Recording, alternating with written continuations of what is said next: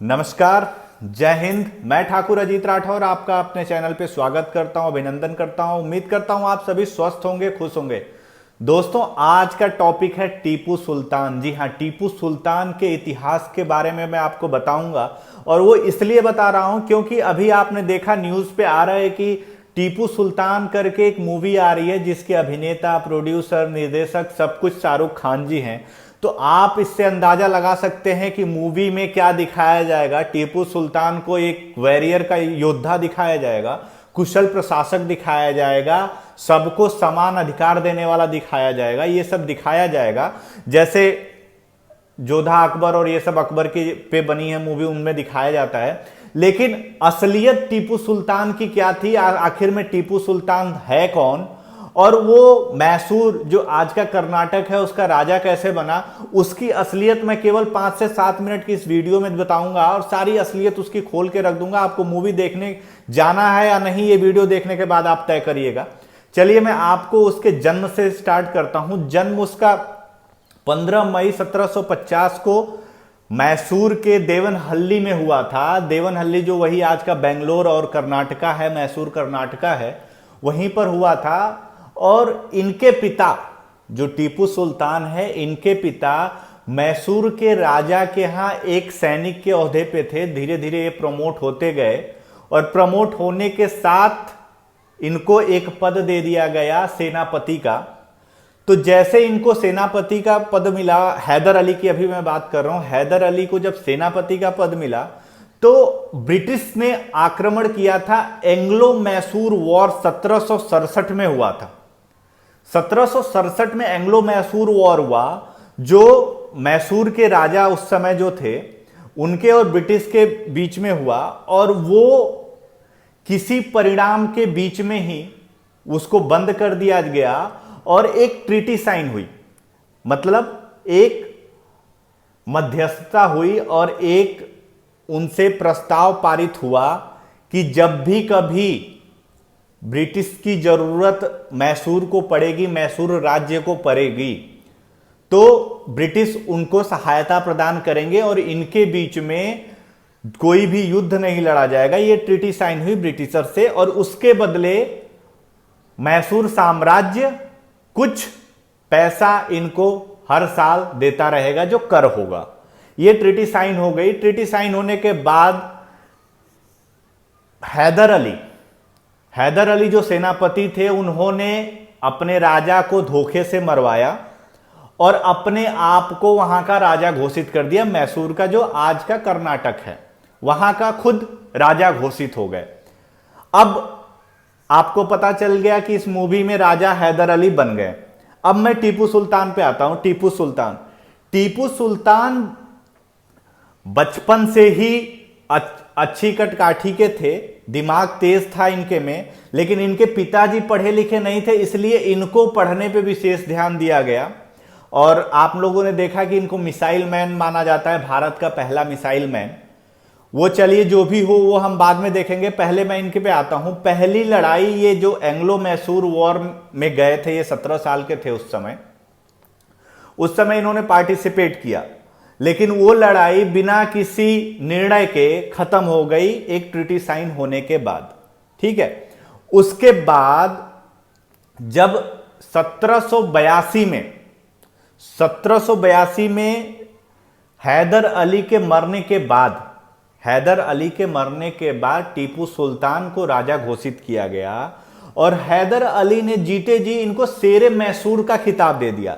इन्होंने शेर को शिकार में बंदूक से मारा था और उसके बाद कोई उनसे हाथापाई नहीं करी, किसी शेर को हाथ से नहीं मारा, कोई लड़ाई नहीं करी, शिकार किया और वो भी बंदूक से, दूर से। जब इनका फ्रांस का एक दोस्त था इनके साथ और बंदूक उसकी थी और उससे इन्होंने शेर को मार दिया, तो अपने इनके पिताजी ने एक खिताब दे दिया इन्हीं को कि ये शेरे मैसूर हैं। चलिए हम मान लेते हैं। उसके बाद से ये 56 इंच की छाती करके हमेशा से शेर के रंगे हुए कपड़े, शेर के श्रृंगार वाली अंगूठियां, शेर बना हुआ शेरमुखी तलवार इन्होंने धारण कर लिया अपने आप को, ये शेरे मैसूर समझने लगे।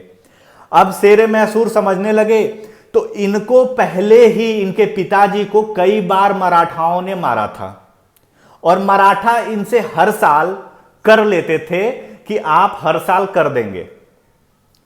जब ये टीपू सुल्तान राजा बने 1782 में, तो भाई टीपू सुल्तान शेरे मैसूर थे, तो इनको तो दिखाना था कि भैया हम तो कर नहीं देंगे।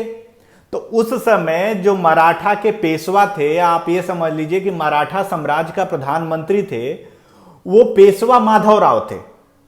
अब पेशवा माधवराव को जब कर नहीं पहुंचा तो उन्होंने भैया बोला टीपू सुल्तान को कि भाई कर क्यों नहीं दे रहा भाई, जब हारा है तुम तो टीपू सुल्तान ने बोला कि हम कर नहीं देंगे, लड़ाई लड़ लो। तो टीपू सुल्तान को फिर पेशवा आए और टीपू सुल्तान को बहुत बुरी तरीके से मारा।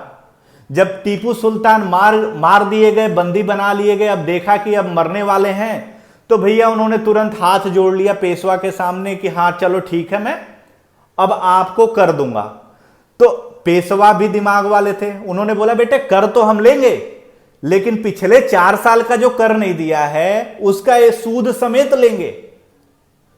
तो 1782 में इन्होंने 48 लाख रुपए दिए पेशवा को, पेशवा माधवराव को, और उसके बाद फिर संधि करी कि हर साल हम पैसे देते रहेंगे। फिर 10 साल बाद इन्होंने अपनी सेना बना ली, थोड़ा और चौड़ में आ गए कि नहीं अब हम नहीं देंगे फिर से। फिर 1992 में पेशवा आए, फिर मारा, फिर इनको 3 साल का कर एक साथ देना पड़ा। तो पूरे जीवन काल में टीपू सुल्तान ने केवल एक लड़ाई जीती थी, वो भी एक छोटे से राज्य से। पूरे जीवन काल में ये पिटते गए, हर जगह मारे गए, पीटे गए, हारने के बाद पैसे देके छोड़ते थे। वो तो पेशवा जैसे थे जो शांति प्रिय थे, वो छोड़ देते, चल भाई जा जी ले अपनी जिंदगी। अब मैं आता हूं इसकी नीतियां क्या थी। टीपू सुल्तान की नीतियां सीधे उसकी तलवार जो आज के इंग्लैंड के म्यूजियम में रखी गई है उस पे लिखा गया है, काफिरों का अंत करना है। जी हां, आप तलवार या आप टीपू सुल्तान के बारे में पढ़िए, आपको पता लग जाएगा उसमें काफिरों का अंत। काफिर कौन है? जो गैर मुस्लिम है। जी हां, जो गैर मुस्लिम है वो काफिर हैं। और काफिरों का अंत इसने ऐसे किया कि जब पेशवा मारते थे, जब पेशवा से हारते थे, मराठाओं से हारते रहे, ब्रिटिशों से हारता, तो जब ये हारता था तो आसपास के छोटे राज्यों पे और जनता पे, प्रजा पे क्रूरता दिखाता था। और आप यकीन नहीं मानेंगे, लगभग 1 लाख हिंदुओं का और 70,000 ईसाइयों का इसने कत्लेआम किया था वहां पे। और उनको या तो बोला था कि तुम मुसलमान बनो या मरो।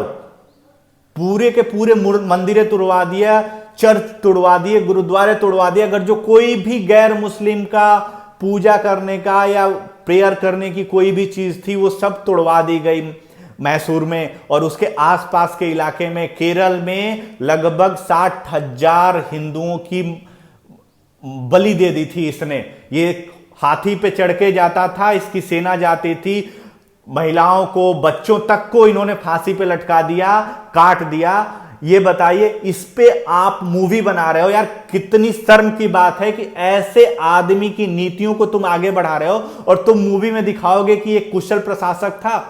जी नहीं, अगर जो आप सच्चाई जानना चाहते हैं, अगर जो मेरी कही हुई बातें आपको सही नहीं लगती हैं, तो आप टीपू सुल्तान का पूरा इतिहास सच में उठा के पढ़िए, आपको पता लग जाएगा कि टीपू सुल्तान क्या था। ये केवल एक क्रूर शासक था जो पेशवा से हारा, ब्रिटिशर से हारा, सबसे हारता। सबसे कितनी बार पेशवाओं ने हराया? माधवराव ने 4 बार इसको हराया था। जितनी बार ये कर देने से मना करता था उतनी बार आके इसको मारते थे और कर लेके जाते थे। काहे का सुल्तान बना? इसके पिताजी ने खुद ही अपने घर में ही खिताब दे दिया, जैसे यहां पे मिला हुआ है भारत में अभी कि कुछ लोगों को भारत रत्न अपने से ही दे दिया गया है, वैसे इसके पिताजी ने उठा के शेरे मैसूर दे दिया। अब ये शेरे मैसूर क्या मैसूर में ही आके मारते थे। अब इनकी जो मौत हुई वो जंग में इनके घर में ही हुई। ब्रिटिशर्स ने आके इनके घर में ही 1799 में मारा। श्रीरंगपट्टनम में इनका जो घर था वहीं आके इनको मार दिया। तो जब तुम लोगों ने धोखा देके एक राजा से उसका राज्य हड़प लिया तो अंत तो ऐसा होना ही था। केवल एक ही इसमें कामयाबी थी कि इसने एक रॉकेट बनाया था, वो भी इसके फ्रांस का एक दोस्त था, उसके साथ मिलके फ्रांस से तकनीकी लाके और उसने रॉकेट बनाया था। ये इसकी एक काबिलियत थी, उसके लिए मैं आपको कहूंगा कि इसने एक रॉकेट बनाया था।